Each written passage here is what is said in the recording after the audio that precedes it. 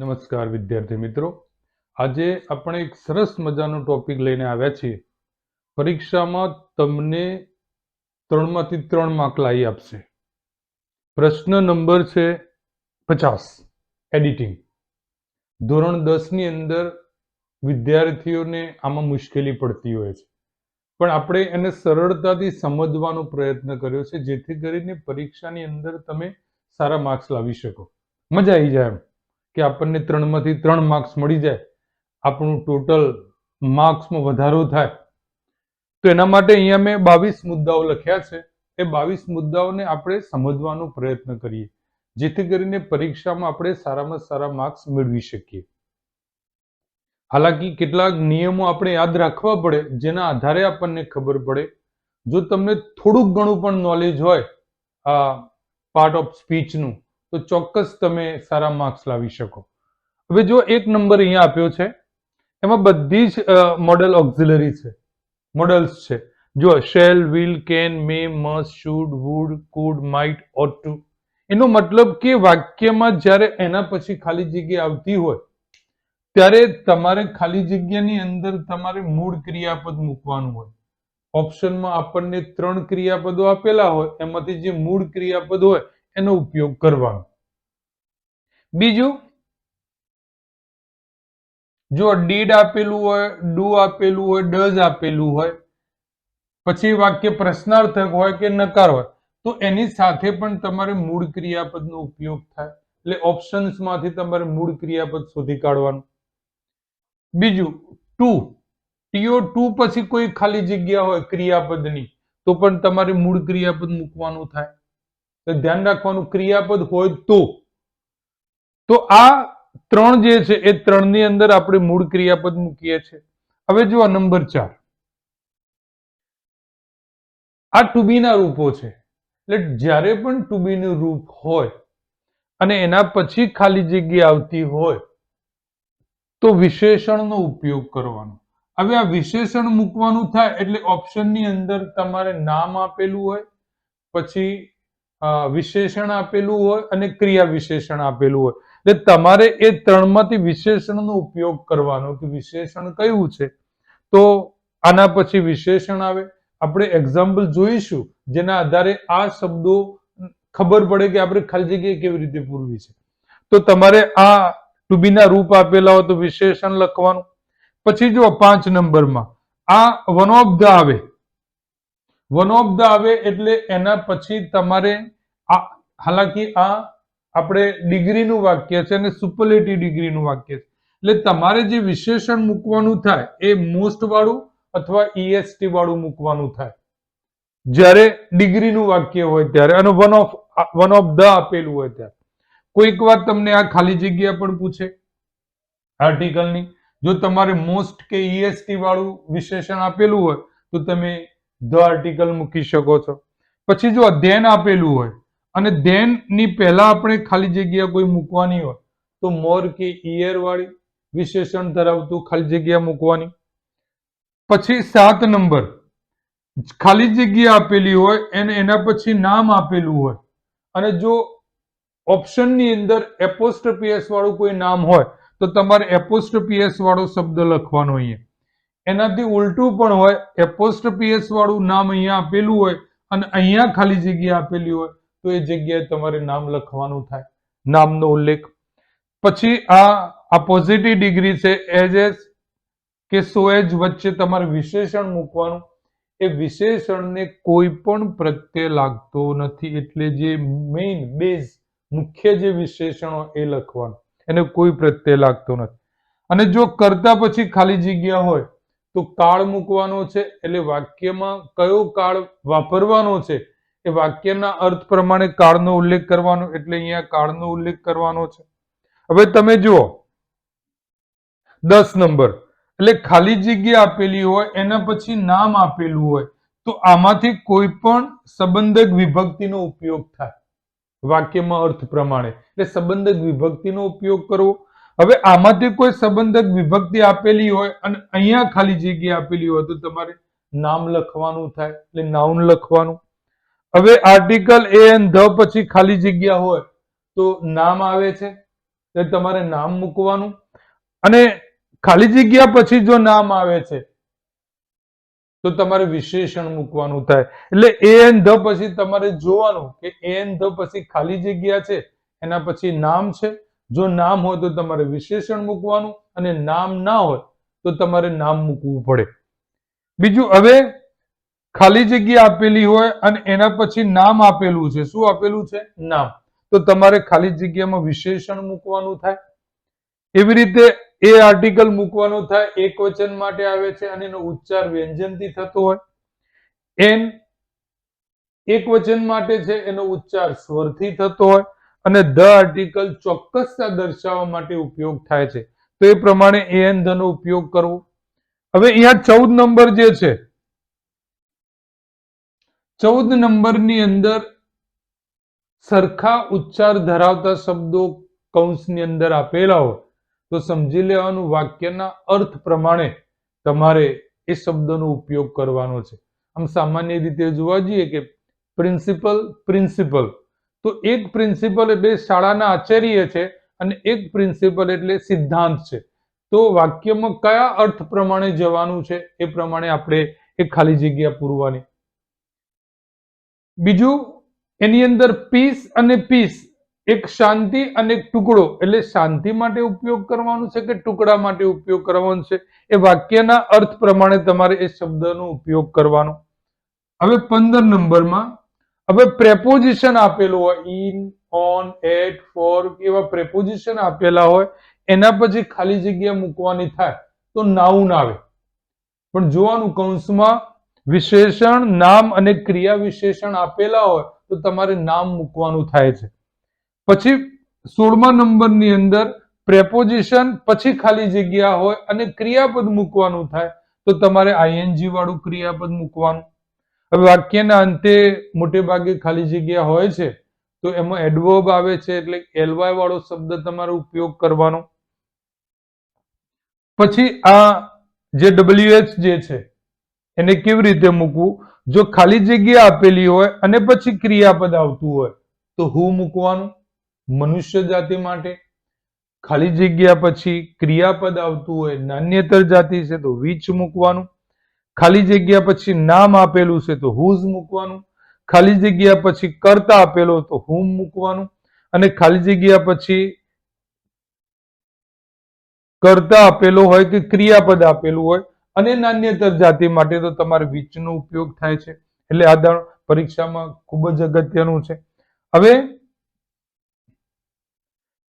પ્રેપોઝિશનની એક ખાલી જગ્યા આવી શકે છે. તો પ્રેપોઝિશનની ખાલી જગ્યામાં એ વાક્યના અર્થ પ્રમાણે તમારે પ્રેપોઝિશન મૂકવાનો થાય. ઇન મૂકવો છે, એટ મૂકવો છે, બાય મૂકવો છે, ઓફ મૂકવો છે, વિથ મૂકવો છે, એ તમારે વાક્યના અર્થ પ્રમાણે મૂકવાનું. અને એવું ને એવું જ કંજક્શન, કે બે વાક્યોને કયા અર્થના આધારે જોડવાના છે તો એ અર્થના આધારે તમારે કંજક્શન મૂકવાનું.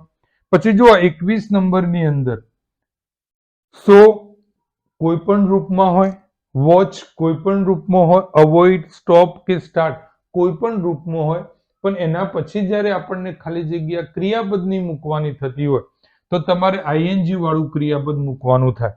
અને બીજું, વેરી પછી ખાલી જગ્યા આપેલી હોય તો સમજી લેવાનું કે આપણે વિશેષણ મૂકવાનું થાય છે. તો આ ખાલી જગ્યા પછી અહીંયા વિદ્યાર્થી મિત્રો તમે જો ધ્યાનથી જોશો તો તમને ચોક્કસ પરીક્ષાની અંદર તમે 3 માર્ક્સ રોકડા લઈ આવશો. કારણ કે થોડુંક ધ્યાન રાખવાની જરૂર છે. ખાલી જગ્યા કયા પ્રકારની છે? કારણ કે આ પ્રશ્નની અંદર જે આપણે પાર્ટ ઓફ સ્પીચ જે છે એના આધારે ખાલી જગ્યા પૂછાય. નાઉનની હોઈ શકે છે, પ્રોનાઉનની હોઈ શકે છે, પછી એડવર્બની હોઈ શકે છે, એડજેક્ટિવની હોઈ શકે છે, ક્રિયાપદ વર્બની હોઈ શકે છે, પ્રેપોઝિશનની હોઈ શકે છે, કંજક્શનની હોઈ શકે છે. એટલે અહીંયા આ આપણે જે પાર્ટ ઓફ સ્પીચ જે છે એમાંથી જ ખાલી જગ્યા પૂછાય છે. એટલે જો તમે આ બાબતને ધ્યાનથી જોશો તો પરીક્ષાની અંદર તમે સારામાં સારા માર્ક્સ મેળવી શકશો. તો વિદ્યાર્થી મિત્રો, જો તમે આ યુટ્યુબ ચેનલ ઉપર નવા છો તો મારી ચેનલને સબસ્ક્રાઇબ કરજો. ચેનલનું નામ છે MK ઇંગ્લિશ. તો જો તમે સબસ્ક્રાઇબ કરશો અને શેર કરશો તો તમારા જેવા બીજા વિદ્યાર્થીઓને પણ આનો લાવો મળશે. આપણે આના પછી આની એક સરસ મજાની એક્સરસાઇઝ જોઈએ, જેથી કરીને આ બધી બાબતોને કેવી રીતે સમજવી છે એક્સરસાઇઝ દ્વારા એ આપણે જોઈએ. હવે આપણે કેટલાક એક્ઝામ્પલ જોઈએ. આપણે જે 1 થી 22 મુદ્દાઓ જોયા, એ 22 મુદ્દાઓને આધારે આપણે આ એક્ઝામ્પલ સમજવાનો પ્રયત્ન કરીએ, જેથી કરીને પરીક્ષામાં આપણે સારી રીતે જવાબ લખી શકીએ. ગોથું ના ખાઈ જઈએ, સમજવાનું કે ભાઈ જવાબ શું આવે. કોઈ પણ ઉતાવળ નહીં, ખાલી જગ્યાને સમજવાનો પ્રયત્ન કરવાનો. તમે જુઓ કે માર્ચ 2020માં પૂછાયું છે, Sardar Patel was a stone dash of Gandhiji. એટલે તમે જો અહીંયા આ વિશેષણ છે, એટલે વિશેષણ પછી ખાલી જગ્યા હોય એટલે નાઉન આવે. જો આ એક ક્રિયાપદ છે અને આ એક ક્રિયાપદ છે, એનો મતલબ કે આ નાઉન છે. એટલે અહીંયા ખાલી જગ્યામાં આપણે લખ્યું નાઉન. વિશેષણ પછી, વિશેષણ એટલે એ પછી આર્ટિકલ પણ વિશેષણ તરીકે હોઈ શકે, પછી સંબંધક વિભક્તિ પણ વિશેષણ તરીકે હોઈ શકે. એટલે જ્યારે પણ કોઈ વિશેષણ હોય એના પછી ખાલી જગ્યા હોય એ તમારે નાઉન લખવાનું થાય છે. હવે અહીંયા જુઓ, આવો ગ્રેટ આવ્યું, Gandhiji, there was a great, એટલે અહીંયા આ વિશેષણ છે. એટલે વિશેષણ પછી ખાલી જગ્યા આવતી હોય એટલે નાઉન આવે. આ જો અહીંયા ક્લિયર છે, ક્લિયર એડજેક્ટિવ છે, અને એડજેક્ટિવમાં એલવાય લાગે એટલે એડવર્બ બને, એટલે એનો મતલબ કે એડવર્બ છે. હવે નાઉન રહ્યું આ ક્લેરિટી, તો અહીંયા આવશે ક્લેરિટી. એટલે વિશેષણ પછી ખાલી જગ્યા હોય તો આપણે નાઉન લખવાનું છે. In his vision and his decision વર.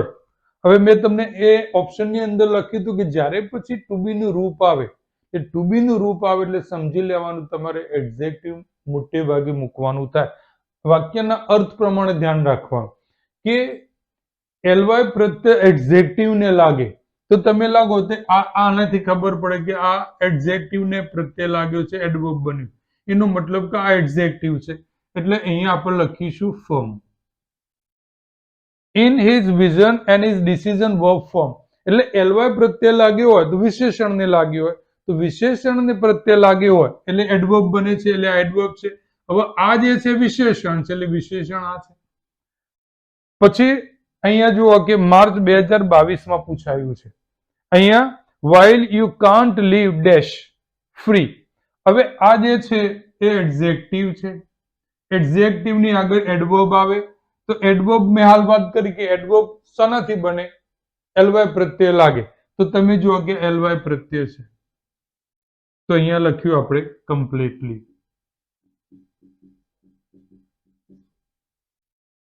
એટલે એડજેક્ટિવ થયું, એટલે બંને ઓપોઝિટ છે. હવે એડજેક્ટિવ ની સાથે એડજેક્ટિવ ના આવે. જો ક્રિયા વિશેષણનું કામ શું છે કે જે ક્રિયાના અર્થમાં વધારો કરે, બીજું એડજેક્ટિવના નામમાં વધારો કરે, અને ખુદ એડવર્બના નામમાં પણ વધારો કરે. એટલે ધ્યાન રાખવાનું. હવે અહીંયા જો મેં જુઓ, આ જે છે સંબંધક વિભક્તિ છે, અને સંબંધક વિભક્તિ પછી મોટે ભાગે નાઉન આવે. પણ જોવાનું કે ખાલી જગ્યા પછી કે નામ તો નથી આપેલું. જો નામ આપેલું હોય તો સમજી લેવાનું એડજેક્ટિવ આવે, નહીં તો નાઉન મૂકવાનું. એટલે અહીંયા છે ઇફેક્ટ, તો અહીંયા ઇટ્સ ઇફેક્ટ એ નાઉન છે, આ એડજેક્ટિવ છે, અને પેલી ક્રિયા છે. તો we can live in a dash. હવે ડેશ આપેલું છે એનો મતલબ કે આ તમે જો નામ છે, નામની આગળ ખાલી જગ્યા આવે એટલે વિશેષણ આવે. તમે જુઓ કે વિશેષણ કયું છે, તો વિશેષણ હેલ્ધી, હેલ્ધી લાઈફ. પછી અહીંયા જોઈશું આપણે 3 નંબરમાં કે જે માર્ચ 2023માં પૂછાયું છે. King Mahabali was a great king. હવે તમે જુઓ કે મેં WH ની વાત કરી હતી કે WH માં શું ધ્યાન રાખવાનું કે ખાલી જગ્યા પછી ક્રિયાપદ હોય તો હું આવે, ખાલી જગ્યા પછી નામ હોય તો હું જ આવે, ખાલી જગ્યા પછી કર્તા હોય તો હુમ આવે. અને વિચ નાન્યતર જાતિ છે, એટલે જો નાન્યતર જાતિની વાત થઈ હોય તો તમે વિચ નો ઉપયોગ કરી.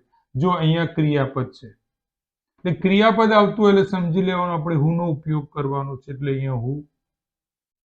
પછી he પછી એટલે કરતા પછી ખાલી જગ્યા છે એટલે કાળનું ક્રિયાપદ આવે. હવે તમે જુઓ કે ભૂતકાળની વાત છે એટલે આ ભૂતકાળ રહ્યું, તો આની અંદર આપણે ભૂતકાળ રહ્યું. પછી people loved him dash they loved God. આ બંનેની ઇક્વાલિટી બતાવી છે, એટલે જે આ ડિગ્રી છે પોઝિટિવ ડિગ્રીમાં એઝ નો ઉપયોગ થાય, એટલે એઝ મચ એઝ નો ઉપયોગ આપણે અહીંયા લઈએ. As much as they loved God. એટલે પરીક્ષાની અંદર વિદ્યાર્થી મિત્રો આપણે ખાલી જગ્યા જોવાની કે ખાલી જગ્યાનું સ્થાન કયું છે. ખાલી જગ્યા નાઉન માટે છે, ખાલી જગ્યા એડજેક્ટિવ માટે છે, ખાલી જગ્યા પ્રેપોઝિશન કંજક્શન માટે છે, ખાલી જગ્યા શાના માટે છે, અને એના આધારે આપણે ખાલી જગ્યા પૂરવાની થાય. તો વિદ્યાર્થી મિત્રો આ મારો વિડીયો તમને કેવો પસંદ આવ્યો તો કમેન્ટ ચોક્કસ કરજો. જો શેર તમારે બીજા મિત્રોને પણ તમે શેર કરજો, અને જો તમે નવા છો તો તમે ચોક્કસ મારી આ MK ઇંગ્લિશ યુટ્યુબ ચેનલને સબસ્ક્રાઇબ કરજો, જેથી કરી અન્ય વિદ્યાર્થીઓને પણ આનો ફાયદો મળે. હવે આવા જ બીજા વિડીયો સાથે આપણે ફરી મળીશું. Good bye.